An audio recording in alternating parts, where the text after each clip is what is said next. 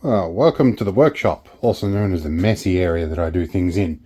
Today we're dealing with a few different things, amongst which is a firearm. And we have some polypipe. I'm pretty sure most of you guys can guess what I'm about to do here. And owing to the metrics, if I don't get to the fact in about 30 seconds, most people step out of this. So, we're going to put this in the pipe. A little while ago I did a mod here that allows me to pull a ball detent pin and take my Chiappa Little Badger into what is effectively a Chiappa takedown. The size of the pipe, I would have gone 100 mil if I could, but this bit is just a little bit more than 100 mil. It's 150 mil it is. So we're going to trim this down to the right length. We're going to put an end cap on it, hopefully also in the right length. Then we can put some padding in and maybe some ammo and a survival kit and stuff like that. For the times where I go deep bush and I'm allowed to take a firearm, this will be ideal. Alright, first on the list of things to do is to measure this. And I realise right now that I just used my measuring tape to hold the camera up. Luckily we have a spare. So we are looking at about 17 inches, although in the metric world, which is where we live, 430 mil is the total space I need for that. The other half here is going to be about 420 mil. So 430 at the least is what we need. We'll want a little bit of buffering for both ends. Now also in here somewhere, buried in the pipe, aside from the receipt, is some poly glue, some proper PVC solvent glue. Now the end cap here is going to add some distance because there's a step in here, so it's going to add a little bit to it. So we need to make an approximation of how long we need this to be. Where is our other measuring tape? Our lip is level with the thread there, so we're looking, that's adding probably about another 80 mil. That is going to be over the top. Okay, that math working out to 350, which we're going to want a little bit extra, just for extra bits and bobs to go in here. Now, I've recently cleaned off my desk, so I have a bit of room. And there is an ultralight flying overhead, right as I want to film. I'll have to deal with it. Alright, poor man's measuring jig. We're going to slam this up against the wall here, butt it up against the wall, I guess. And we're going to mark where our dot is here on the bench. And actually, I think I'll need something to sit up that way. See what else I've got. All right, we have big fat surplus transformer here. We're going to put a line where the feet should go. And then we're going to put a line or a dot right here. We're going to roll this into that as we go around against the wall. Spin the whole thing around. Alright, I think that's a pretty straight line around there.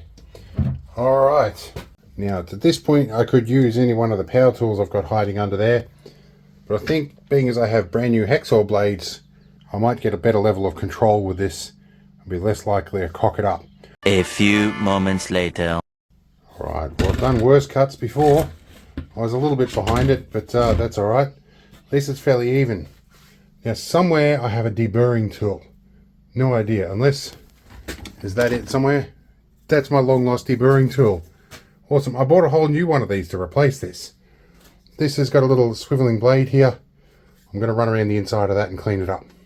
Alright, now we've given it a deburr and we'll put on the drill. A couple of chunks of wood here. Hopefully we can knock this end cap off. I pushed it on when I was at Bunnings and it doesn't want to come off. There we go. That got it off. Yeah, I got it off. Alright, now we're giving these surfaces a good clean up. Now we need to put some glue on. This is a solvent glue. This is the correct stuff. It has a brush in the top here. And this stuff creates a basically a chemical bond with the top and bottom, and it is very noxious. I should have opened the window before I started. You don't have a lot of working time in this. Flip it around. Prior preparation, guys. Prevents piss poor performance. That's on, and that will probably be the last time that ever comes off again. Right, yeah, this stuff does stink. Now, one important thing to remember, if you see it squishing through on the inside, that's good. That means you got a nice watertight seal.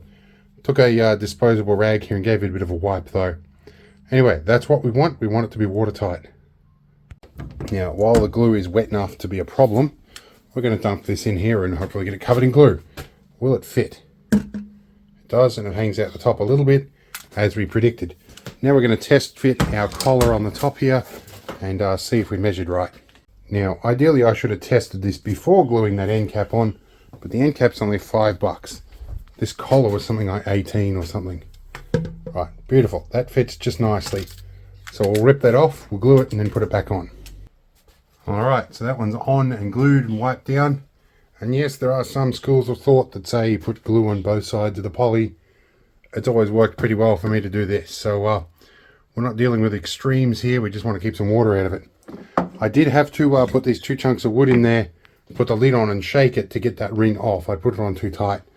And that has loosened the O-ring in here a little bit. Something I'll have to be mindful of. I'll put a bit more plumber's grease in there to stick it on later. Okay, so it's the next afternoon and everything's dry. Maybe it was the way I was holding it.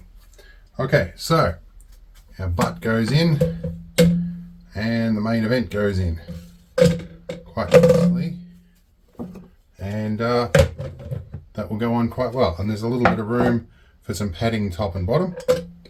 Now for the moment, this is obviously under the rules here, this has got to be stored in the gun safe, which it does every night. But for the purpose of packing, I'm going to get some foam. I did find a stack of old Shamars I've got kicking around that didn't like the washing machine real well. This is from COVID, where we were allowed to just use like head wrappings and stuff. Yeah, they were all right with that. Then they changed the rules halfway through. COVID was a fun time. Okay, so we can wrap this up. That'll pad things nicely. We can go in that way. All right, let's go in like this. In like Flynn, as Dave from EEV blog would say. Okay, that's nicely packed in there. Bit of padding in the top. There's a bit of plumber's grease on the seal on this. That goes in. Okay, so we have a nice little pack. Feels a bit more weighty when it's in like that, but that's okay. Next we might give it an olive drab green paint job, and then I might find a way to put a strap or a handle or something on it. Alright, we've stuck it on a palette to paint it. I'm going to use a bit of lusterless paint. This is the same stuff we used for the air conditioner and the Land Rovers. Normally I just use any old paint on this stuff, but PVC doesn't hold paint real well, and I want it to match the aesthetic for a change. More moments later. Alright, so the neighbour's dog has a few things to say about this, but we're mostly painted, bar a couple of fingerprints on the corner, so we'll work it out later.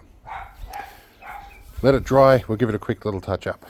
Okay, we're in the shed again, and I fell asleep while waiting for the paint to dry.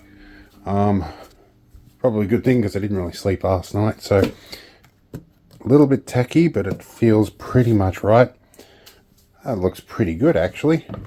It's going to get scuffed up over time anyway, but other than that, it looks pretty good. Now, I had a bit of a think about straps and how I could sling it over my shoulder and stuff.